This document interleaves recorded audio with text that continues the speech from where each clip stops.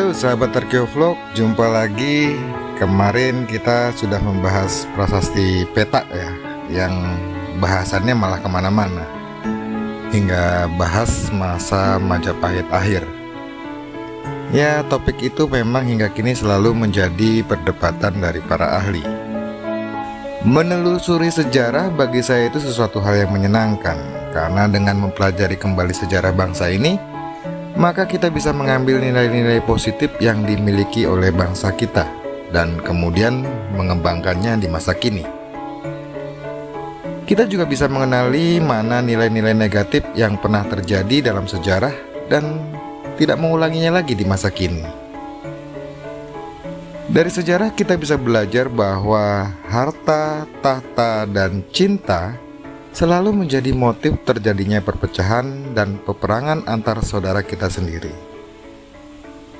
Dari sejarah kita bisa belajar bahwa bangsa kita terbentuk melalui proses yang sangat panjang. Bangsa Indonesia tidak lahir hanya pada saat proklamasi dikumandangkan pada tahun 1945 saja.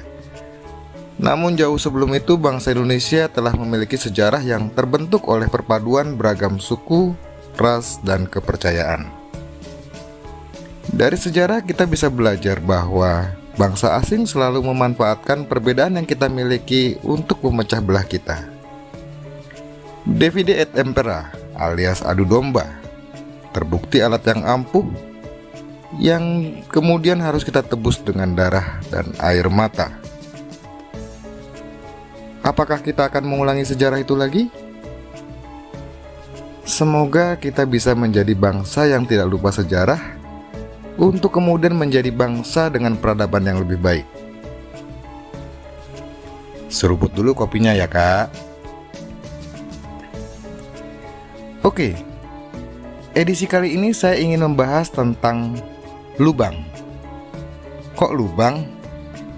Iya, lubang apaan dulu? Sabar. Nah, sahabat mungkin pernah ke candi atau pertirtaan dan melihat jaladuara atau saluran air. Lubang saluran air itu biasanya dibuat di bahan batu dengan bentuk makara, bahkan bentuk arca ya. Pertanyaan usil saya sering muncul, gimana sih cara bikinnya? Sehingga bisa melubangi batu itu dengan simetris dan menembus batu tanpa membuatnya pecah. Yang suka bikin saya heran, lubang pada batu itu seringkali memiliki panjang sampai 40 cm loh. Lebih panjang dari penggaris sekolah yang 30 sentian itu. Pertanyaannya, gimana sih cara buatnya? Nah, berangkat dari rasa penasaran itu, saya pun berkunjung ke rumah teman saya yang memang seorang seniman pematung. Di sana saya coba menanyakan pertanyaan usil saya ke beliau. Ribut ini adalah pematung senior di Dusun Jatisumber, Desa Watasupa ya. Oke. Ini ilmu leluhur yang memang luar biasa itu. Hanya sekedar bikin buletan itu sendiri, saya sendiri gak bisa nalar itu gimana cara bikinnya. Mas Mahat itu apakah nggak takut batunya pecah? Kenapa? Pelan-pelan pukulannya. Oh, pukulannya pelan-pelan. Kalau pahatan di luar saya bisa paham pak. Ya, bikin bolongan itu loh. Pukulannya terukur. Oh gitu, beda lagi. Ya, pukulannya. Kalau di anak buah ini ada yang spesialis, kan nggak semua bisa kan? Ya. Pematung kan nggak semua Ya. bisa bikin bolongan, bener ya? Itu ada butuh orang khusus yang bisa bikin kayak gitu ya. Betul. Sederhana, pertanyaan sederhana itu sebenarnya. Tapi ya, Karena saya dulu pernah loper sebelum ada bor. Karena sekarang ada bor lebih mudah ya pakai bor. Tapi mata bornya tetap bikin sendiri. Nah, Sesuaikan ya. Bornya aja yang pakai listrik putar. Mata boring. Mata bore pesone itu bikin sendiri.